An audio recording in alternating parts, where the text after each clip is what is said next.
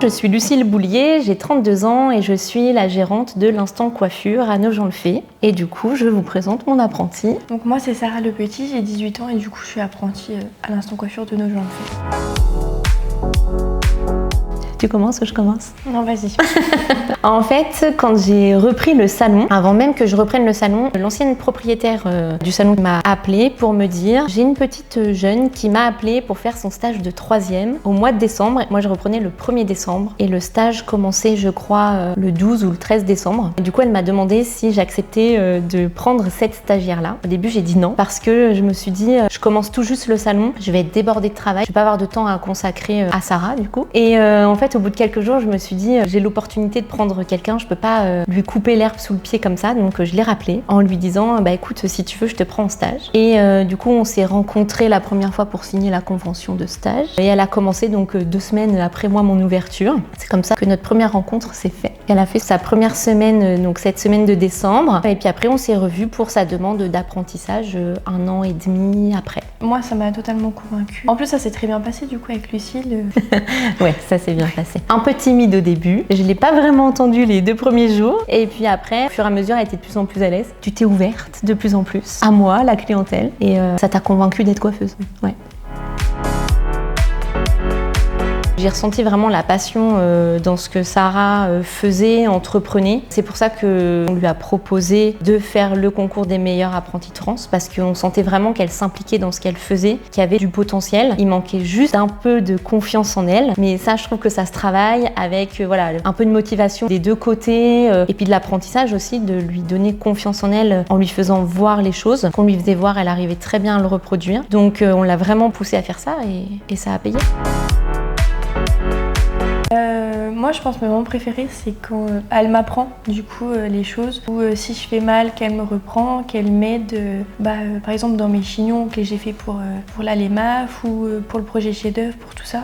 Vraiment, c'est la partie apprentissage qui me plaît le plus. Le partage. Ouais. En fait, t'aimes que je sois sur ton dos. Ouais. Bah, c'est vraiment ces moments-là où on est sur son dos en fait, sur son travail et c'est aussi pour ça qu'elle est là, vraiment pour apprendre le métier. Ça sera ses valises aussi pour plus tard. Et après, ce qui est cool, c'est qu'on le fait dans la bonne humeur et dans la rigolade. Donc, on sait travailler sérieusement tout en rigolant et ça, c'est cool.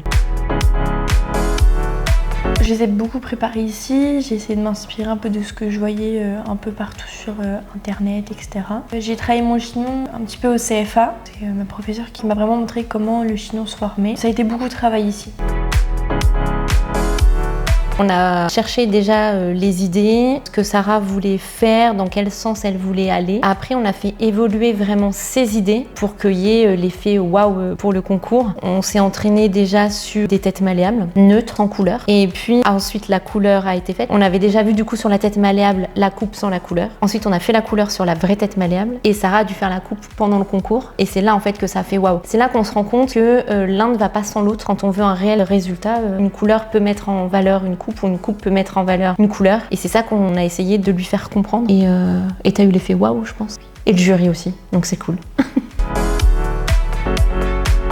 J'attends la réponse là. Il y en a trop. Hein. Ah, c'est bien, c'est une bonne chose ça. Du coup, le conseil qu'elle me donne, qu'elle me répète encore, c'est de pas réfléchir, de vraiment avoir confiance en moi et que je sais faire la chose et que ça sert à rien de réfléchir 3 fois avant de la faire. Très bien, c'est rentré. C'est faire confiance. Qu'est-ce que ça peut être? Il y en a plusieurs. Bah moi là, le souvenir qui m'a beaucoup marqué, c'est au résultat des MAF quand tu nous as appelés en visio. Ça pour le coup... C'était fort en émotion. Ah oui, c'était fort en émotion. Après, il y a eu aussi la journée qu'on a passée au Mondial de la coiffure, où c'était la première fois en fait où on sortait vraiment toutes les 3. Ouais.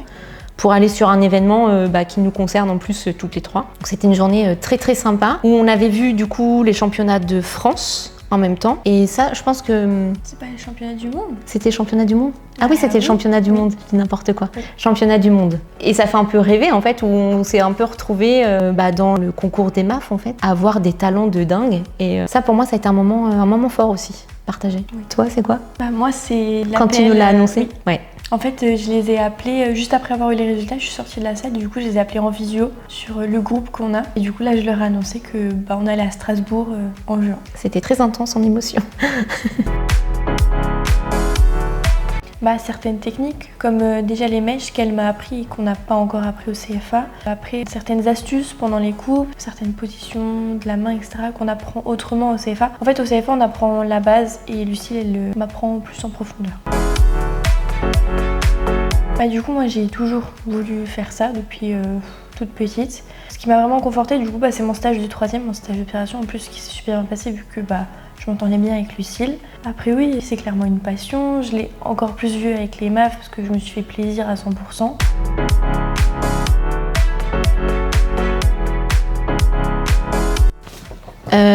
Qui met le plus de temps?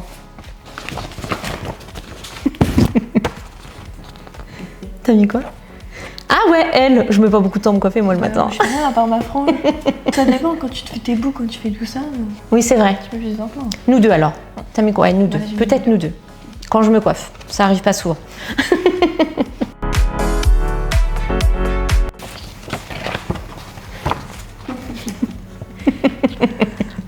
Ouais, c'est moi, j'avoue. Oui.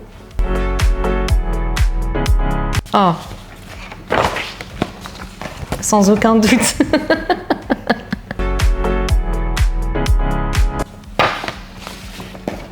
Attends, moi je suis longue. On n'a pas le même goût. Donc... Ouais, c'est ça, nous deux.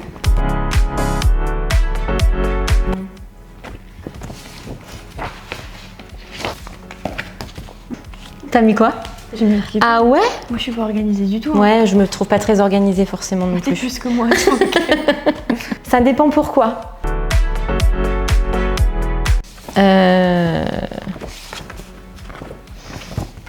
Je ne sais pas qui range le plus vite. Nous deux. En fait, c'est que des fois, tu laisses tout traîner. Mais sinon, oui, nous deux. Ça dépend du temps que j'ai. Ton poste à côté de toi, tu le ranges, mais ce qui est à la main... Parce que je sais que tu le fais après. Oh. Nous deux? Oui. Ouais. Chacune à sa façon. Oui.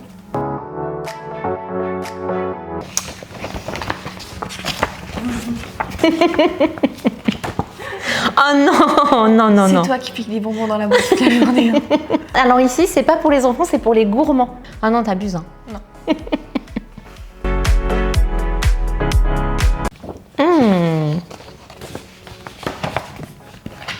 T'as mis quoi? Oui. T'as mis quoi? Nous deux.